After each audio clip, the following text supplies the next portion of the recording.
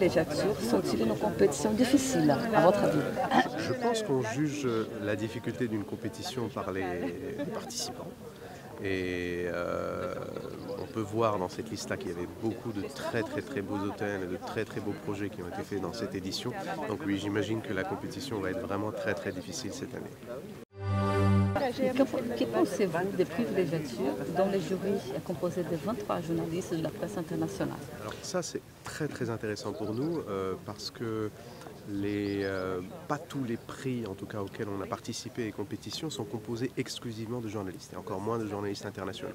Et pour nous c'est un atout très important parce que pour nous le journaliste est un peu un futur utilisateur ou un usager un peu professionnel. Donc ce n'est pas un hôtelier, donc on n'est pas jugé par d'autres hôteliers mais on est vraiment jugé par des utilisateurs puisque les journalistes quand ils viennent visiter un hôtel incarnent ce rôle-là. Donc c'est très important pour nous, surtout nous qui privilégions un peu l'approche orientée vers l'utilisateur. On ne dessine pas des bâtiments, des objets ou des espaces, mais on dessine d'abord des expériences et on raconte des histoires.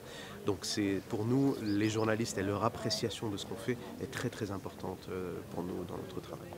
Alors, concernant l'architecture design, c'est la catégorie dont vous participez. Quels matériaux avez-vous privilégié, par exemple, dans la mosaïque, le bois, la pierre? Alors, on a essayé d'avoir une approche éco-responsable. Je vous le rappelle, on est à 2000 mètres d'altitude, on est sur l'hôtel le plus haut du Moyen-Orient et donc on avait d'énormes problèmes de logistique. Donc pour pouvoir parer à cela, il fallait d'abord choisir le maximum de matériaux qu'on pouvait trouver sur le site. Donc le site est un site un peu rocailleux, à flanc de falaise.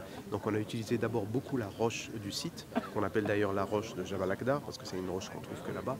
Et ensuite on a essayé d'utiliser des roches locales qu'on a trouvées au Sultanat d'Oman, qui s'appelle la roche de Nizwa. Et pour le reste, on a essayé de travailler beaucoup sur des teintes de noyer, pour essayer d'avoir une colorimétrie dans l'hôtel qui soit quand même assez apaisante. Donc il n'y a pas de contraste très fort. On est vraiment là pour que les clients se relaxent et donner le maximum de priorité à la vue. À votre avis, quel est le point fort concernant le design de l'hôtel?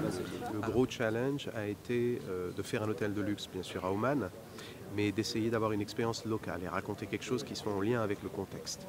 Et la première difficulté qu'on a trouvée, c'est au niveau par exemple du dessin de mobilier. On n'a pas trouvé beaucoup de mobilier qui racontait un peu l'histoire locale. Et donc ce qu'on a fait, c'est qu'on a recréé, en fait on a dessiné à peu près 80 objets spécialement pour l'hôtel, que ce soit de la table basse jusqu'au luminaire, au fauteuil, les plafonds. Donc vraiment les objets ont été dessinés et on avait très peu de choses sur lesquelles s'appuyer dans l'histoire locale.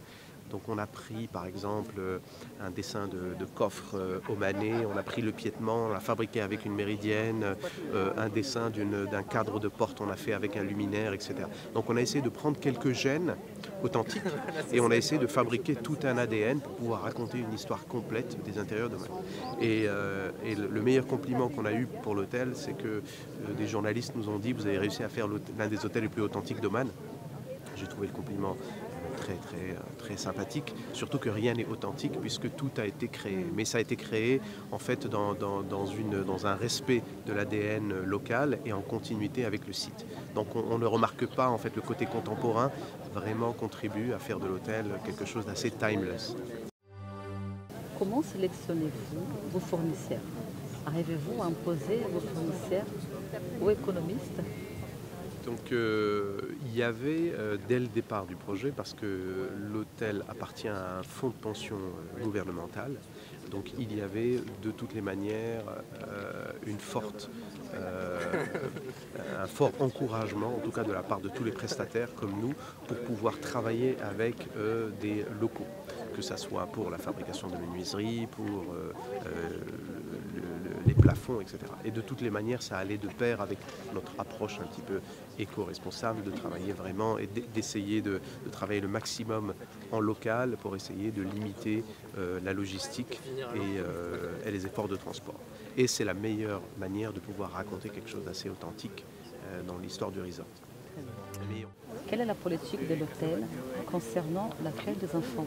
durant la conception de l'hôtel, vu qu'on est à 2000 mètres d'altitude et assez excentré, donc on est vraiment dans un escape resort, on a travaillé sur un spa très très important et aussi sur un kids club. Donc au lieu de faire un kids club plus ou moins classique, on a fait un recreation center qui regroupe plusieurs activités sportives pour les enfants, un kids club, un teens club.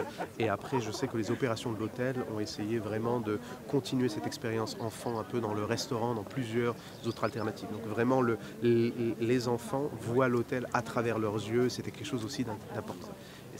Mais on avait quand même une assez grande liberté nous avait été donnée pour travailler dans ce très très bel projet. Très bien. Merci beaucoup. Merci à vous. Merci.